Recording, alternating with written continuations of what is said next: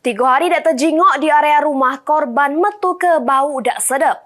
Medi Erwan, buruh harian lepas yang tinggal dewean di rumahnya, ditemukan tewas dengan badan membengkak. Diduga korban tewas kena sakit yang dideritanya.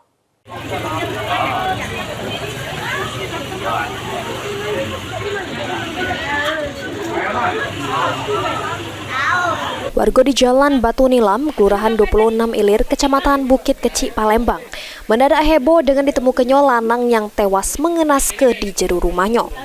Korban diketahui bernama Medi Erwan, 58 tahun, yang merupakan buruh harian lepas yang tinggal dewean di rumahnya. Penemuan mayat korban ini diketahui pertama kali ketahuan oleh tetanggonya, yang curiga sejak Jumat kemarin nyium bau yang tak sedap, berlanjut sampai Sabtunya yang semakin menyengat.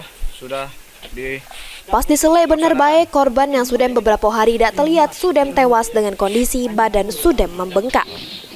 Dapat informasi tersebut, Polsek Ilir Barat 1 Palembang dibantu Palang Merah Indonesia Kota Palembang langsung datangi TKP guna mengevakuasi mayat korban ke Rumah Sakit Bayangkara M. Hasan Palembang guna dilakukan pemeriksaan lebih lanjut.